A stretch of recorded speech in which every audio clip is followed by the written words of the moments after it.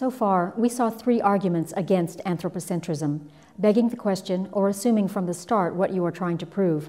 The argument from species overlap, which shows that there are no special capacities or relationships that all humans and only humans have, and the argument from impartiality, which questions all defenses of anthropocentrism on the basis of fairness.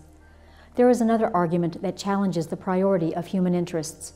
The argument is about the reasons we should grant moral consideration to a being. The argument is called the argument from relevance.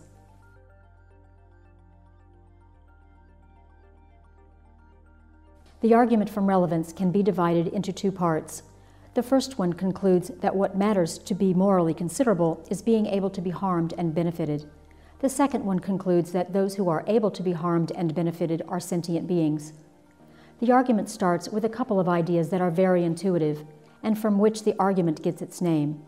The first is that our decisions should be based on relevant factors, and the second is that the relevant factors are about what is at stake in our decisions. For example, if we need to decide who will get a job as a medical doctor at a hospital, what is relevant is the candidate's knowledge and ability to make good judgments about patients' health, because that is what the job is about. Suppose that we are deciding whether an orphan child should be seen by a doctor in that same hospital. What is relevant in this case is whether the child is unhealthy, because this is the reason for being seen by a doctor. Giving someone a job as a doctor because she is not healthy, or being examined by a doctor because one has a medical degree would be absurd, as those are not relevant factors in these cases. So what about when it comes to granting moral consideration to someone? What is at stake in our decisions about whether to give someone moral consideration is whether they can be harmed or benefited as a result of what we do. So we can say that what's relevant to granting moral consideration is simply this: being able to be harmed or benefited. To put it more simply, the argument is based on the following premises. 1. We should make our decisions according to relevant factors. 2. The relevant factors in our decisions are about what is at stake in those decisions. From this, it follows that 3. We should make our decisions according to what is at stake in them. We now see what moral consideration is about. 4. In our decisions about whether to give someone moral consideration, what is at stake is whether that individual can be benefited or harmed.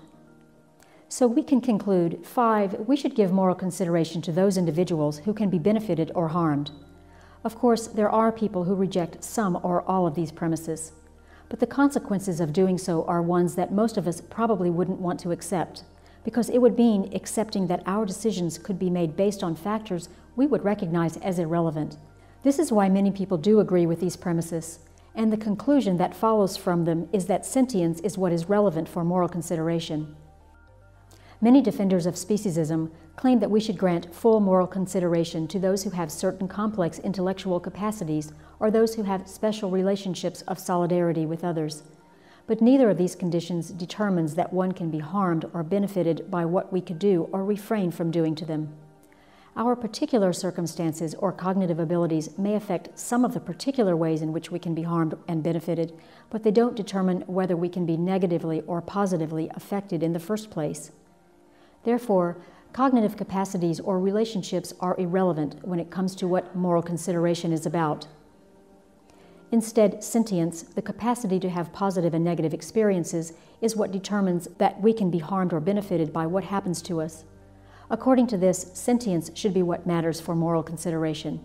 In some cases, it is argued that only those who can give moral consideration to others should receive moral consideration. But this is like claiming that only those who can practice medicine should be treated by doctors.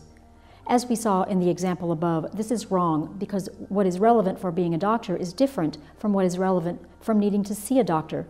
The second part of the argument can be presented in a very simple way, starting with the last point made above. 5, we should give moral consideration to those individuals who can be benefited or harmed. 6, what makes someone capable of being benefited or harmed is being sentient. 7, we should give moral consideration to those individuals who are sentient.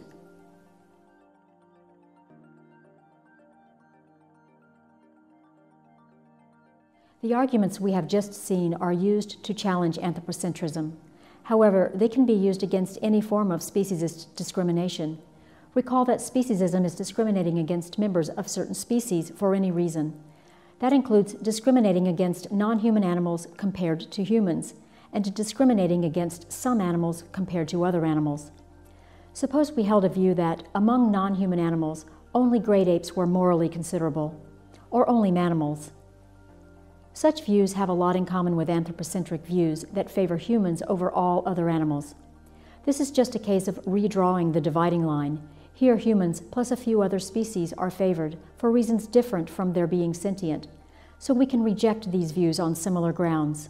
Sentience, not species membership, determines whether one can be benefited or harmed.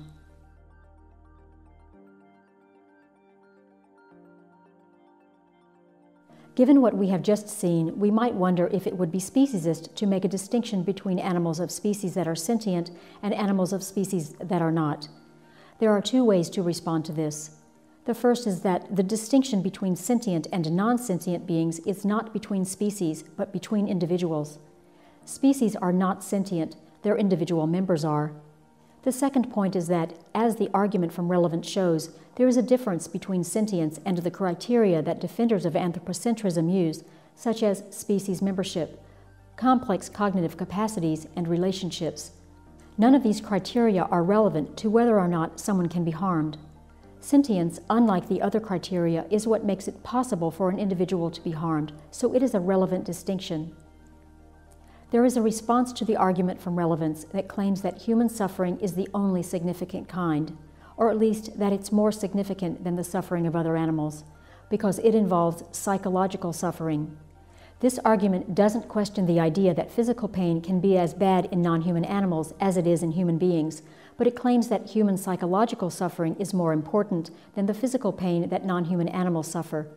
So the question here is, does the psychological element of pain and suffering really make it more significant for humans than for other animals? Against such a claim, it can be argued that we don't value our psychological experiences more than our physical experiences. Terrible physical torture isn't necessarily more bearable than grief, distress, or fear. But if our psychological suffering is not necessarily more significant than our physical suffering, and if our physical suffering is not more significant than non-human animals' physical suffering, then we have to conclude that our psychological suffering is not necessarily worse than the physical suffering of non-human animals. This would lead us to reject the argument for the priority of human suffering. Therefore, non-human animal suffering must be taken into account, just as we would like our own suffering to be taken into account. Another argument used to disregard the interests of non-human animals claims that only those who see themselves as beings who persist through time and thus can make plans for the future can have an interest in living. Again, we could point out that at least some animals seem to have a sense of time. Also, if this argument were right, then death would not be a harm for human beings who don't have complex cognitive capacities. This is very difficult for most people to accept. There is another way this argument can be questioned. It can be argued that even if one isn't able to see oneself in the future and have future wishes and desires, one would be harmed by death because depriving someone of life deprives them of any future positive things. One would miss out on these future experiences even if they were not planned or anticipated. That is, if non-human animals die, they can no longer enjoy all the good things that they could experience if they were to remain alive. Thus, all sentient animals can be harmed by death. Sentient animals not only have an interest in not suffering, but also have an interest in positive experiences, and this means they have an interest in remaining alive. Of course, it can be argued that in some cases, death can be beneficial to us. This happens in cases where there is more suffering than happiness in our lives. But the reason death can be a relief in some cases is the same, because if we die, we will no longer suffer all the negative things in the future. It often happens, especially with animals in the wild, that the same things that lead to an animal's death lead to great suffering. An example is when an animal undergoes an agonizing, long death due to disease. In such cases, death is better than continuing to live in misery.